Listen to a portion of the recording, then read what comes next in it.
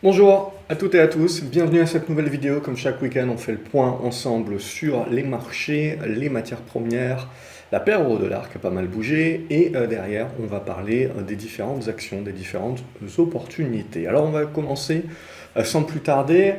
Voilà, ici, c'est le TLT, c'est un tracker qui va répliquer l'obligataire long terme donc des US, donc du Trésor. Et donc évidemment, donc, quand ça baisse, les taux montent, et quand ça remonte, les taux baissent. Donc ce qu'on a eu cette semaine, on le voit, c'est qu'on a une petite détente qui est en train de se mettre en place. Donc voilà, globalement, hop, une détente avec un niveau intermédiaire. Une tendance qui est toujours baissière, bien entendu, donc haussière pour les taux, mais très certainement, on a atteint, on le voit, avec une baisse quand même exponentielle. On fait une réaction, on est en train de faire le pullback et on a une construction intermédiaire. Ce qui veut dire que sur le plan des taux, on devrait être plutôt tranquille pour le moment. Voilà.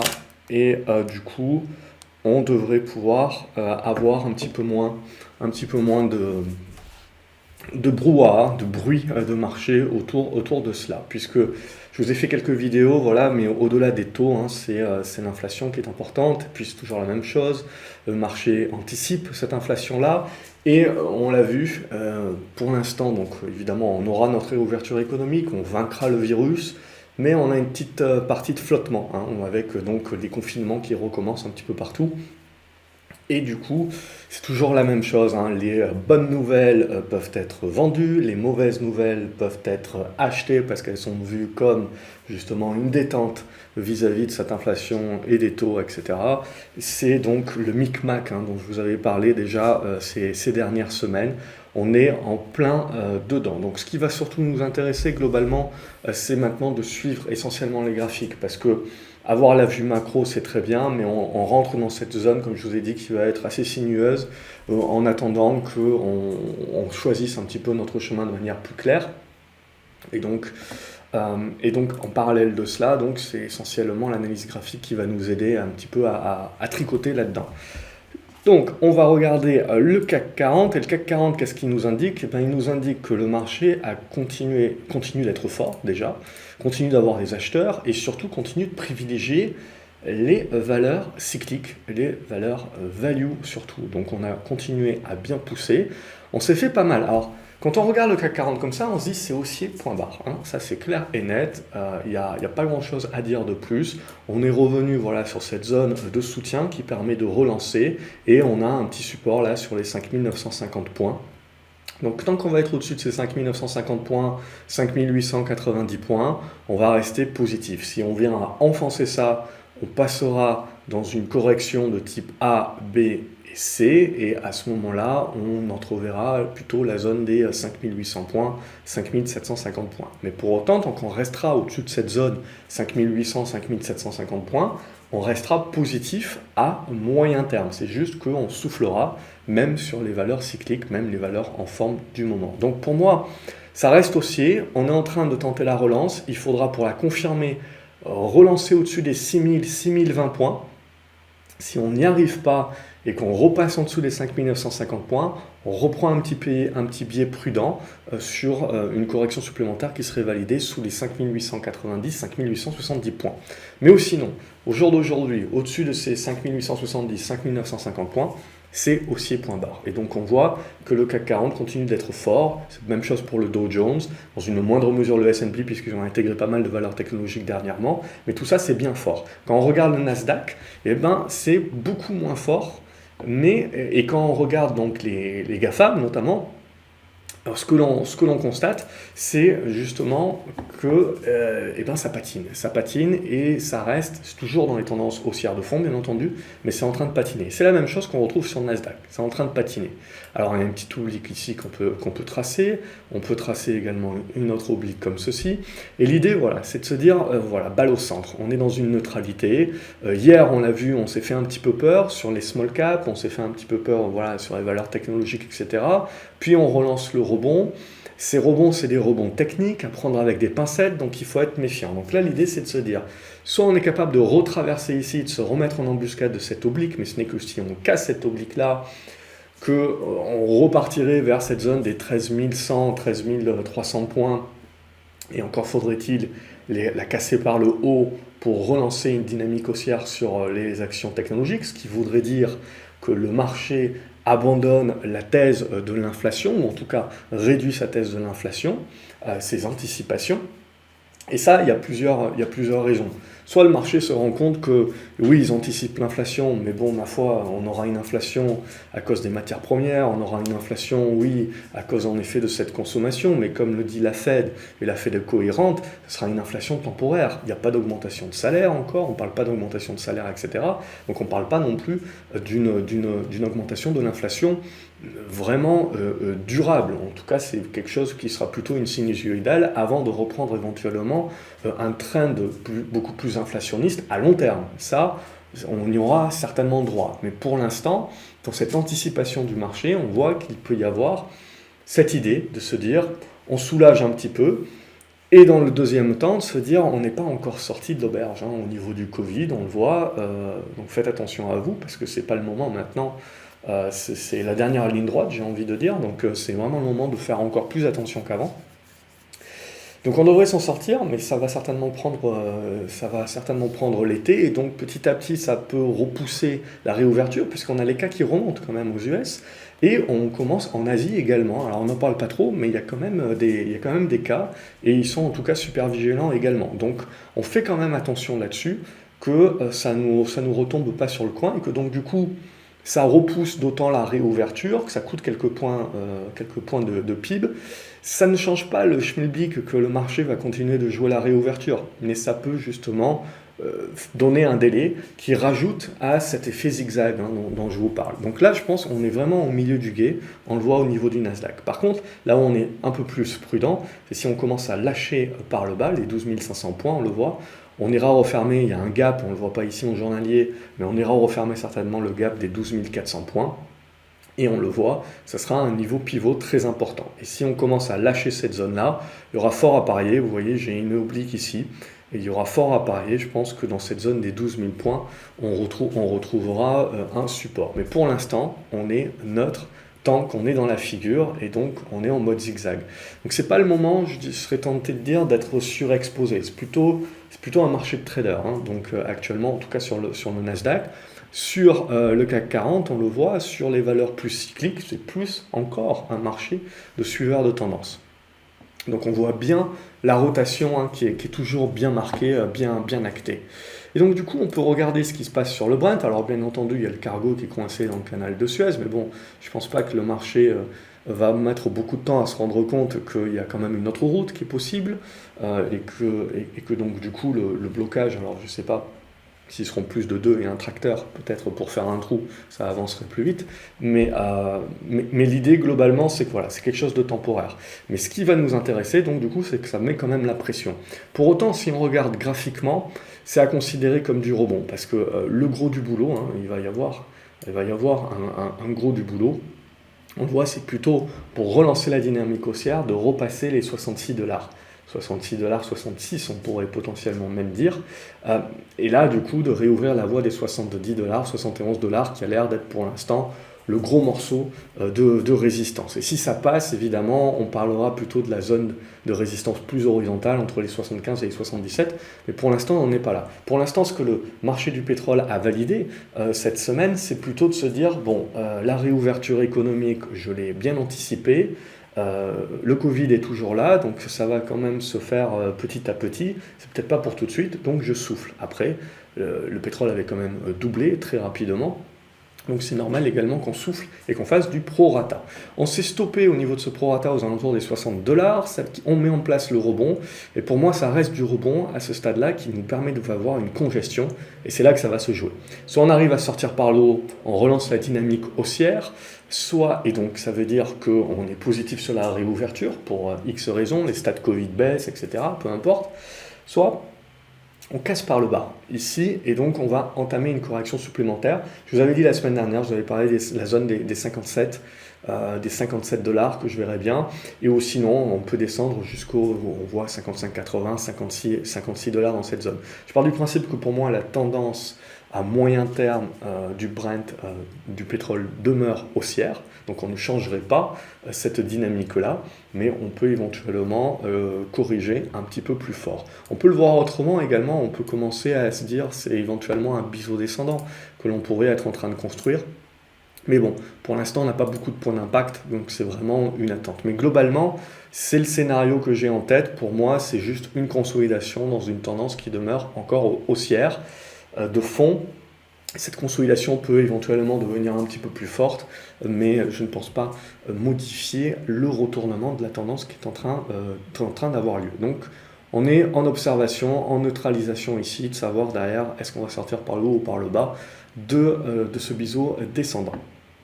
Ensuite, si on regarde ce qui se passe sur l'or, du coup, on voit que pour l'instant, il ne se passe pas grand-chose, sauf qu'on est en train de congestionner, on voit ici, donc hop, avec une petite oblique là. C'est-à-dire que si on arrive à casser par le haut, on devrait pouvoir donner une poursuite à ce rebond qui devrait revenir chercher l'ancien niveau de support qui devient résistance aux alentours des 1770$. Tant qu'on n'arrivera pas à franchir ce niveau-là, bon, c'est surtout pour moi le niveau des 1820 qui serait important de franchir pour essayer d'inverser la vapeur, mais on voit sous 1770-1820, on considère qu'on reste encore dans du rebond au prorata de la baisse que l'on a eu, mais pas encore dans un retournement de la tendance. Alors à long terme, on reste haussier sur l'or, et à moyen terme, on reste encore baissier. Et à court terme, on est dans le rebond. Donc il faut bien comprendre un petit peu, selon les différents horizons de temps, les différences. Parce qu'il y a toujours quelqu'un qui va se battre, qui va dire « mais non, l'or, c'est pas baissier ». Mais il parle à long terme. Alors qu'une autre personne va se dire « mais si, l'or, c'est baissier », parce qu'il parle à court terme. Les deux ont raison. Donc c'est ça aussi qui est important pour éviter les micmacs sur les réseaux sociaux, etc. C'est toujours important de bien définir l'horizon de temps également sur lequel on part. Donc pour moi, je continue à rester haussier à long terme sur l'or, mais à court terme, on est dans un rebond qui pour l'instant reste encore technique et il va falloir la valider pour prouver un petit peu plus de force. En tout cas, ce qu'on avait bien prouvé, c'est cette zone des 1670$, 1690$ qui est une bonne zone de soutien à ce stade-là à moyen terme. Au niveau de l'argent, on reste également dans une tendance de fond haussière, toujours dans ce large triangle. On est en train un petit peu de travailler ce niveau ici de soutien intermédiaire aux alentours des 24$. Là aussi, on a une petite oblique. Donc en gros, si on veut croire au renouveau haussier de l'argent, il faudra que ça passe par la cassure haussière de cette petite oblique baissière. Et là, on aurait donc le retournement qui se mettrait en place. Et ensuite, on va parler de l'euro-dollar. L'euro-dollar, donc, ce que l'on voit, c'est que le dollar continue d'avoir de la puissance. Donc, en effet, ça met un petit peu le pied sur le frein en matière première, au marché émergent également, dans un second temps. Et du coup, on est en train, là aussi, c'est la même chose, on est dans une tendance haussière de long terme. Donc, on continue à avoir un scénario plutôt de baisse du dollar à long terme. Mais on le voit, à moyen terme, on est en train de redevenir neutre, et à court terme, on est baissier à l'intérieur de ce biseau descendant. Et on est en train de revenir là sur la médiane, cette zone-là des 1,1750, ce niveau de support. Si ça lâche, ici vous voyez, on est en train de tracer un biseau descendant, si ça lâche, on devrait aller assez rapidement vers la zone des 1,17, voire la zone des 1,1650, 1,1630, qui serait l'autre gros niveau de soutien. À ce stade, on n'en est pas encore là, mais globalement, là aussi, ce qui va être intéressant, c'est de voir la réaction et de voir comment on sort de cette figure-là. Il faut bien se dire que si on sort par le bas de cette figure-là, il faudra être vigilant sur les actions, notamment les valeurs technologiques, mais pas que, parce que si les valeurs technologiques commencent vraiment à dégueuler et qu'on passe en mode peur, panique, etc., ça contaminera également les valeurs cycliques aussi. Et donc vous aurez toujours des arbitrages, vous aurez toujours des appels de marge qui feront que certaines personnes voudront protéger, certaines personnes n'auront pas le choix et devront vendre aussi même les actions qui marchent, c'est-à-dire même les cycliques actuellement. Donc pour moi, si jamais on casse par le bas le biseau descendant, on crée une espèce d'ouverture où le dollar deviendrait refuge, et à ce moment-là, donc très certainement on aurait une pression sur les taux à nouveau, tout le monde vous parlerait des taux, etc., même si c'est pas le plus important. Mais globalement, ça voudrait dire qu'on aurait un petit accès de panique. Donc il faut bien regarder cette parité euro-dollar, il faut bien regarder le dollar justement parce que là ça va se jouer justement. Soit on a atteint un point intermédiaire et ça nous permet de construire le rebond de l'euro, soit on va commencer à se faire peur en lâchant par le bas. Et c'est là où on peut avoir un petit peu un effet de peur, et donc dollar qui remonte, qui est vu en valeur refuge, parce que très certainement au niveau des actions, on se fera un petit peu taper. Donc du coup, il y en a quelques-uns qui commencent à acheter de l'obligataire en mode hedge pour se protéger. Mais bon, sinon, pour le moment, je veux dire, on peut très bien encore conserver encore du cash comme une couverture. C'est pas encore très pressé de se débarrasser de son cash pour éviter de se faire grignoter par l'inflation. Donc voilà un petit peu ce qu'on pouvait dire cette semaine sur les différents indices. Au niveau des actions, ce que j'aimerais essayer de faire, puisque à chaque fois, dans les commentaires, outre les remerciements et tout, ça fait toujours plaisir, donc continuez. Mais au-delà de ça aussi, vous pouvez me proposer, je pense, une action, mais dans un commentaire indépendant. C'est-à-dire que vous pouvez mettre un commentaire, juste salut, si vous voulez juste dire bonjour, ou vous avez une question, ou que vous voulez commenter la vidéo, etc. Et ensuite, si vous voulez me proposer une action potentiellement à analyser la semaine prochaine, le week-end prochain, parce que le but de ces vidéos, c'est quand même que c'est pour vous, c'est pour vous aider. Donc moi, je continuerai à faire une sorte de shortlist des actions que je trouve intéressantes pédagogiquement, qui a quelque chose à dire. Et au-delà de cela, vous pouvez me proposer vos actions. Une action, je crois, par commentaire, parce que ce que j'aimerais, c'est que les autres personnes qui lisent les commentaires et qui sont d'accord pour avoir une action analysée, mettre un pouce à la personne qui propose l'action en commentaire. Comme ça, ce que j'essaierai de sélectionner, c'est en gros une dizaine, chaque week-end, c'est en gros une dizaine d'actions qui ont le plus de pouces levés. Je pense que visuellement, pour moi, ça peut être très rapide de pouvoir screener et de pouvoir juste me noter. Et je les rajouterai donc du coup à ma liste, si je ne les ai pas déjà. Et du coup, comme ça, la vidéo hebdomadaire, la vidéo du week-end, éventuellement, peut aussi parler de vos actions, au-delà de juste vous montrer des actions que moi je choisis. Ça peut potentiellement aussi vous aider sur des actions en particulier. Donc voilà, je vous propose ça, vous me dites ce que vous en pensez, et on essaye de lancer le truc comme ça dans les commentaires, donc avec un commentaire pour me dire merci, si vous voulez me dire merci ou bonjour ou ce que vous voulez, et un commentaire ensuite par action que vous proposez, et les autres, vous mettez un pouce éventuellement en l'air. Et comme ça, je screen ça et je ferai une espèce je pourrais pas trop prendre, hein, c'est clair et net, mais j'essaierai de prendre celles qui sont le plus demandées, donc le top 10. Là, j'ai fait une liste un petit peu raccourcie cette semaine, donc j'essaierai de raccourcir un petit peu ça et d'essayer de prendre une dizaine de vos valeurs que vous proposez. Voilà, allez, on va lancer ça ce week-end, on verra si ça vous convient, si ça fonctionne. En attendant, on attaque avec ADP. Donc ADP, pour l'instant, on voit qu'on a un petit peu peur également du Covid. Du coup, on ne joue pas la réouverture tout de suite. Pour autant, ça reste encore propre pour moi. Ça reste encore de la construction. C'est juste qu'il faut qu'on ajuste peut-être un petit peu la figure. Ça reste donc une certaine neutralisation à ce stade-là. Agfa, on a une bonne construction. Je trouve qu'il y a un bon soutien ici sur la zone des 3,85 €. Pour déclencher un petit peu les festivités, il faudra passer les 4,10 €, passer les 4,20 € et on irait éventuellement en objectif fermer ce gap à 4,40 €. Au niveau d'Air France, c'est même chose que pour ADP. On se retrouve plutôt avec une dégradation de court terme. Donc pour l'instant, tant qu'on ne repasse pas, je dirais, au-dessus des 5,30 €, 5,40 €, on ne rejoue pas la réouverture économique à ce stade. On est plutôt en train, comme je vous ai dit, de jouer le délai.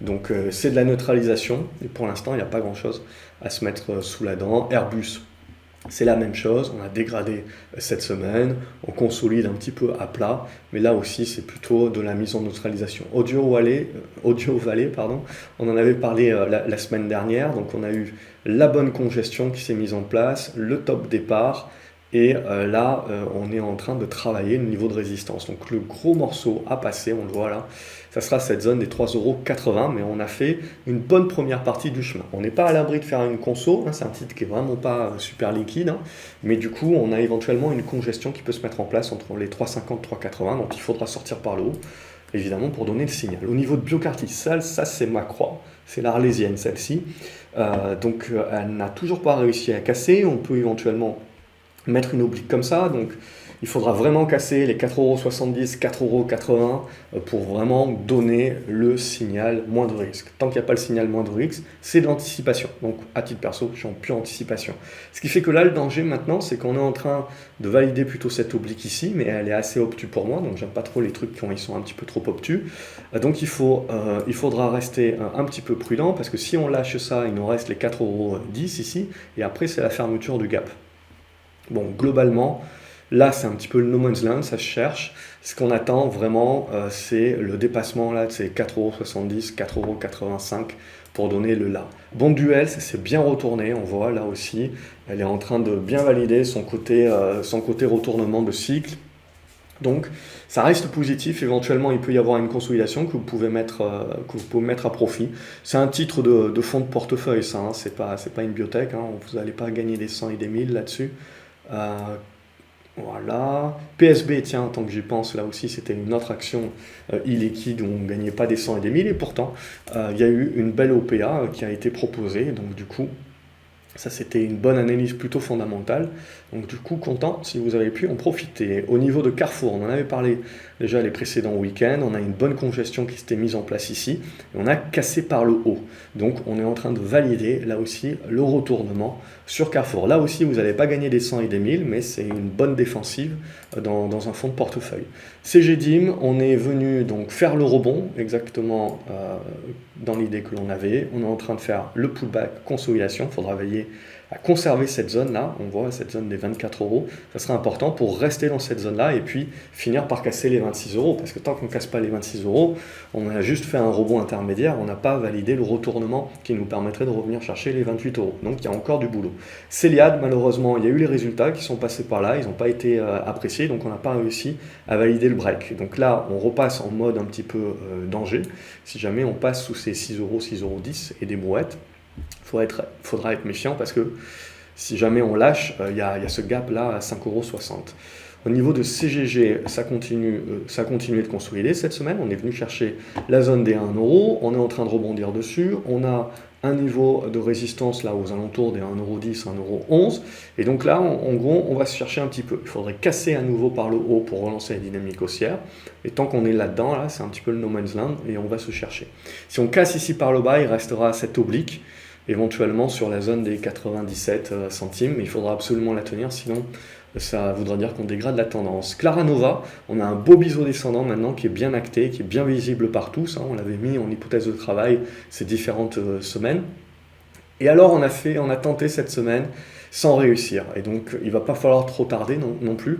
J'aime pas trop quand ça tarde à breaker, il va falloir le faire. Sinon, ça peut encore partir par le bas et retenter plus tard, mais bon, ça serait bien, si on veut y aller, de le valider incessamment sous peu.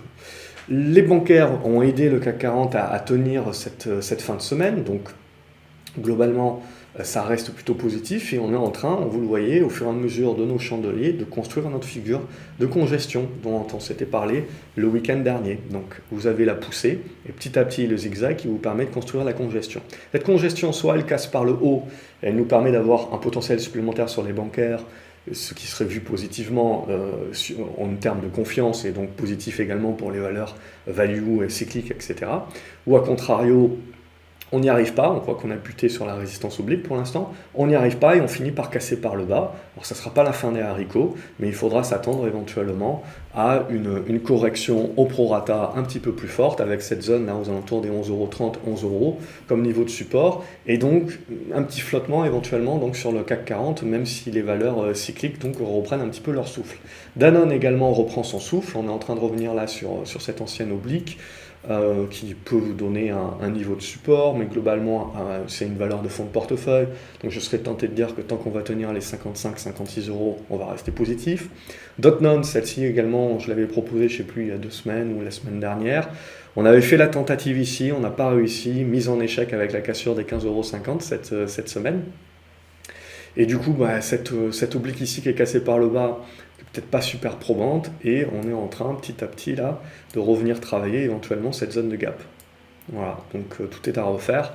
Sur d'autres nodes, c'était pas. Il y a les résultats qui vont tomber, donc on verra s'ils sont appréciés ou pas.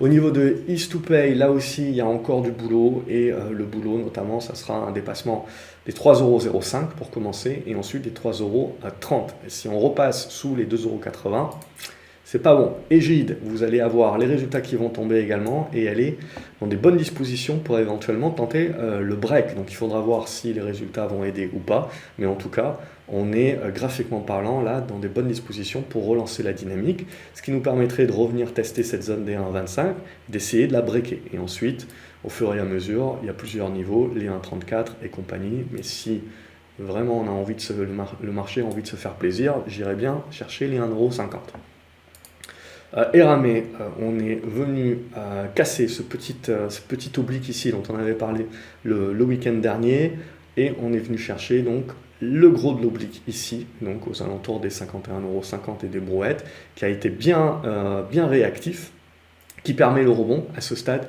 qui reste technique. Donc on valide bien ce niveau ici comme pivot. Au niveau de Euronav également, le fait que le cargo là soit coincé dans le canal de Suez, ça a fait pas mal bouger les valeurs de tanker.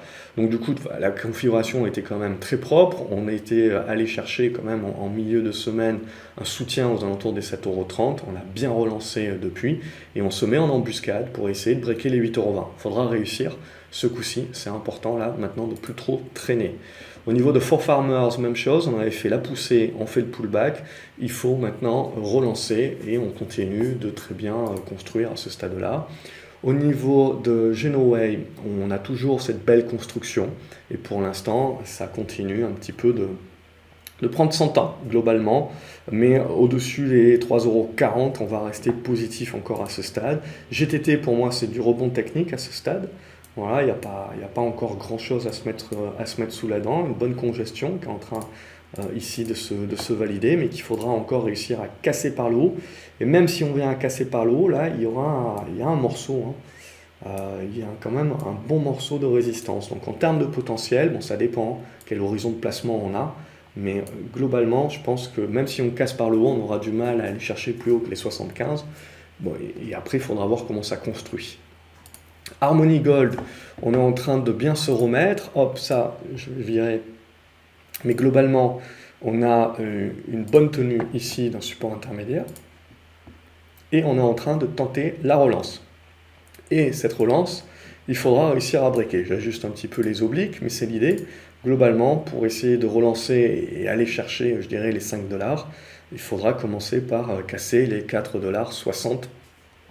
Donc encore, les valeurs minières, on voit encore dans des constructions à ce stade-là. Les valeurs foncières également, encore dans des constructions pour l'instant. Alors j'ai choisi Immobilière d'Assaut pour bien vous montrer, parce qu'elle a, mais quasiment toutes les valeurs foncières, Gessina, j'en oublie, mais elles sont quasiment toutes dans les mêmes configurations. Ce qui va nous intéresser maintenant, c'est que ça break par le haut. Et là, ça validera vraiment le retournement, et donc toujours aller chercher du cyclique. Inat Pharma, ça continue de travailler, mais pour l'instant c'est assez plat, assez neutre. Globalement, il faudra dépasser les 4 €. Tant qu'on ne dépasse pas la zone des 4 €, on aura du mal à quand même enlever la foule. Kerlink, il y a éventuellement un petit quelque chose, alors c'est pas super liquide comme titre, donc ça dépend vraiment des portefeuilles. Il y a éventuellement un petit quelque chose, mais là aussi c'est vraiment le dépassement des 4,80 € qui met le feu aux poudres, et qui permet certainement au volume d'arriver, et donc de poursuivre le mouvement. LVMH, on voit qu'on est en train de tenir cette zone des 545, 550 €, donc il faudra tenir. Si on commence au niveau du luxe à lâcher un petit peu les supports, c'est pas la fin du monde, mais ça voudra dire qu'on commence à consolider un petit peu sur les valeurs du luxe, qui sont les plus grosses pondérations du CAC, et donc ça nous fera patiner un petit peu le CAC 40 aussi. Et globalement, si on devait vraiment consolider un petit peu plus fort, cette zone-là des 500 €, 505 € serait une zone cible. Ça ne veut pas dire qu'on va y aller d'un coup, bien entendu. Munich, je vous l'avais proposé la semaine dernière, il y a eu le break, c'est une toute petite valeur, il n'y a quasiment pas de volume.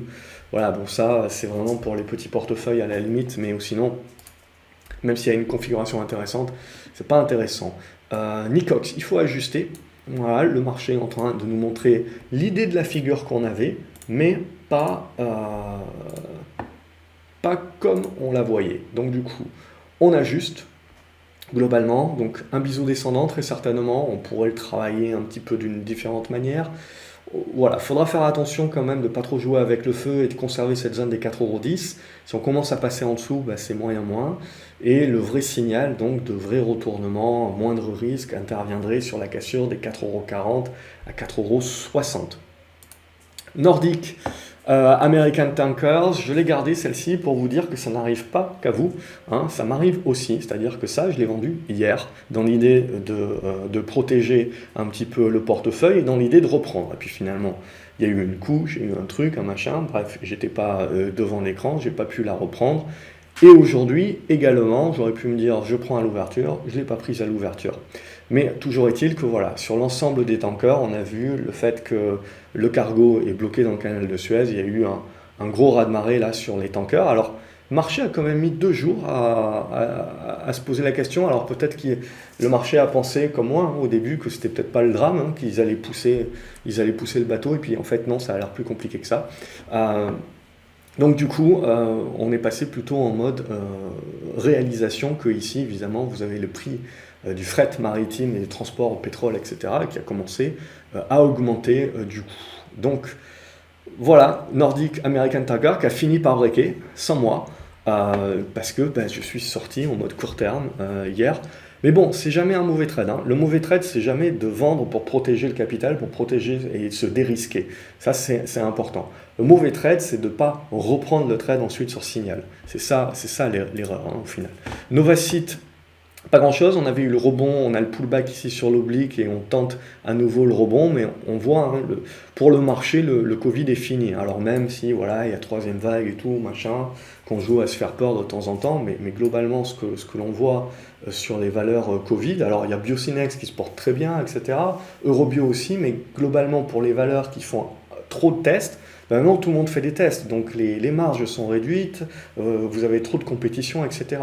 Donc pour moi, l'idée sur Novacite, c'est toujours la même chose. Il faut attendre de savoir ce qu'ils comptent faire un petit peu de leur cash en termes de croissance externe. Et peut-être que ça réveillera un petit peu le marché, que ça leur permettra de se diversifier un petit peu. Sinon, on voit, si on n'a que des tests, le marché, pour l'instant, il est en train de construire, vous voyez, ce genre de triangle ascendant dorénavant. Et ce n'est que donc sur la cassure haussière qu'on relancerait la hausse de Novacite.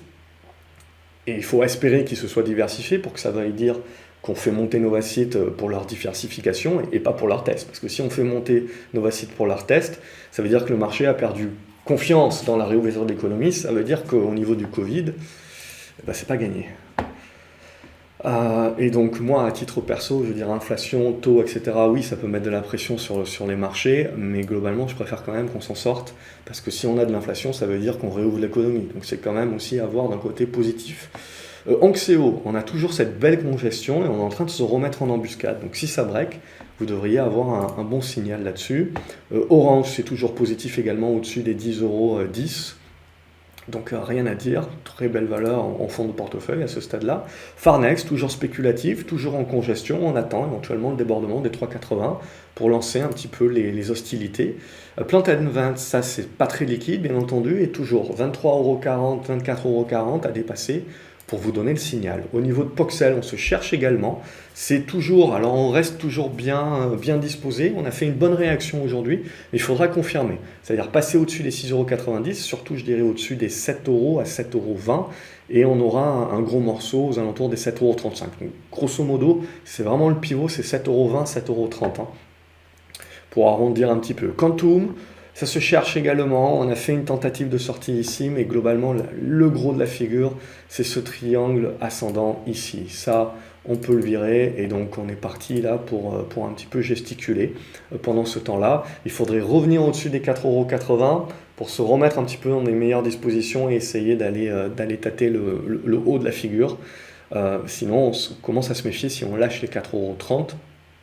On irait certainement chercher un petit peu plus bas vers ces 3,80 €, mais globalement, on reste dans la figure à ce stade-là. On ne va pas anticiper, ça reste dans la figure. Au niveau de Ribert, même chose, ça reste dans la figure. Encore une fois, on a fait encore une énième séance avec une commande, et encore une fois, c'est assez acheté, on va dire, très rapidement, plouf, plouf. Donc là, ça manque un petit peu Ça manque d'engouement, tout simplement. Donc on voit, une nouvelle fois, on peut commencer à le tracer aussi comme ceci, hein. Une nouvelle fois, on n'arrive pas à dépasser la zone des 1,70 €, 1,80 €. Tant que ce n'est pas le cas, on n'a pas de signal assez mature. Au niveau de Sanofi, le retournement est en train de continuer de se mettre en place. Ça serait pas mal de passer, on voit, cette zone des 84 € pour valider un petit peu plus. SMCP est allé consolider un petit peu plus bas que ce que je pensais. On voit, on est venu chercher les 5,50 €. Là aussi, on fait du rebond, mais globalement, on sent que toutes ces valeurs cycliques, là, potentiellement, maintenant, vont rentrer dans du zigzag aussi, et des consolidations et des constructions de figures intermédiaires. Solution 30, on devrait pas tarder à avoir le rapport de l'audit. Alors, c'est toujours dangereux d'anticiper ce genre de choses, mais globalement, là aussi, je pense qu'on peut commencer à travailler plutôt ce genre de figure dorénavant. Tac. Donc plutôt en triangle symétrique. On le voit ici, donc il faudra attendre la sortie par le haut ou par le bas pour nous donner la suite. Technicolor, ça reste en embuscade également, il faudra dépasser les 2,70 €, sinon ça peut se mettre un petit peu à consolider. Technip Énergie, on est revenu ici sur une zone là, de soutien aux alentours des 12,25 € des brouettes. Il y a une autre zone sur les 12 € pile. Et il y a encore une autre zone, je dirais, sur les 11,70 €. Donc après, ça dépend si on veut jouer à la pêche. Et sinon, si on ne veut pas jouer à la pêche, ben on attend qu'on casse cette oblique-là pour tenter de jouer la relance haussière. Au niveau de Terra Nexus, il n'y a toujours rien pour moi. On n'a pas réussi à casser cette oblique-là et on est plutôt allé chercher le bas. Ce qui permet éventuellement de se dire, ah, ok, biseau descendant. Mais méfiance quand même, parce que le jour où on lâche les 9,20 €, ça peut commencer à dégrossir peut-être un petit peu plus sévère vers une zone entre les 8 € et les 7,50 €, je dirais, qui serait pour moi la grosse zone de soutien. Donc là, il faut espérer que ça tienne à ce stade-là et qu'on finisse par casser cette oblique. Pour l'instant, je dirais, c'est plus mature. On avait une tentative cette semaine, on échoue. C'est plus du tout mature dorénavant. Tikeo, on est en train de revenir en embuscade des résistances pour tenter éventuellement le breakout, ça serait plutôt pas mal. Total, c'est en train de consolider. Alors il y a eu distribution de dividendes, donc du coup j'ai besoin un petit peu d'ajuster toutes mes lignes sur le graphique qui ne veulent plus rien dire. Donc on va retrouver le gros de notre soutien qui est ici aux alentours des 37 € et 37,60 € les brouettes, hein, dans cette zone-là. Donc c'est plutôt une bonne zone et donc on est en train de construire. On voit une poussée, la conso. On tente ici le rebond, donc on va voir comment ça va construire dans cette zone-là. Il faudra réussir à recasser par le haut les 40 € pour se relancer. A contrario, si on lâche, on voit cette zone des 37,70 € et des brouettes, on va revenir travailler cette zone, même jusqu'aux 35,60 € et des poussières. Mais en gros, c'est cette zone-là qui serait intéressante à travailler. Ubisoft, pour l'instant, pas de signal. On reste sous cette oblique. Il faudrait casser cette oblique-là pour rentrer avec un peu plus de maturité pour jouer le rebond technique. Rebond technique, il y aurait certainement fort à faire déjà dans la zone des 67 €. Et Unibail, pour terminer. Même chose, on avait fait la poussée, le pullback sur l'ancienne oblique qui permet de rebondir. Et du coup, on voit beaucoup de valeurs quand même. Alors, on a fait une semaine qui a prouvé la force du CAC, mais on a quand même pas mal de valeurs. On a vu sur le luxe, on a vu sur pas mal de valeurs cycliques, etc. Même les bancaires qui commencent à buter sur résistance.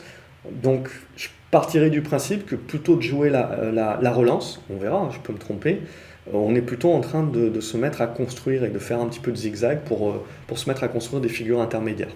On verra ça au fur et à mesure de la semaine, c'est trop tôt de façon maintenant pour le commenter. Le marché nous a validé des résistances, il nous a validé des supports, maintenant il fait le zigzag au milieu et il faudra savoir, on sort par le haut, on sort par le bas pour initier les prochaines tendances. Voilà ce que l'on pouvait dire ce week-end, comme d'habitude. J'espère que ça vous a plu. N'hésitez pas à liker la vidéo, à la partager également avec d'autres personnes que vous pensez que ça pourra aider. N'oubliez pas de vous abonner à la chaîne, comme ça vous ne loupez pas également les autres vidéos que je publie en milieu de semaine. D'ailleurs, il y a une vignette qui doit apparaître en bas, à droite, je ne sais plus, ou à gauche, sur une vidéo peut-être que vous n'avez pas vue, à voir ou à revoir. Je vous attends dans les commentaires, donc pour savoir ce que vous en pensez, me dire vous ce que vous faites et potentiellement quelles sont votre top action avec ce système de vote là. On va tester, voir si ça fonctionne bien. Et donc le week-end prochain, j'intégrerai à ma liste le top 5 ou le top 10 en fonction du nombre de likes sur les différentes propositions. Je vous souhaite un excellent week-end. Je vous dis à lundi pour de nouvelles aventures boursières. Salut les graphes.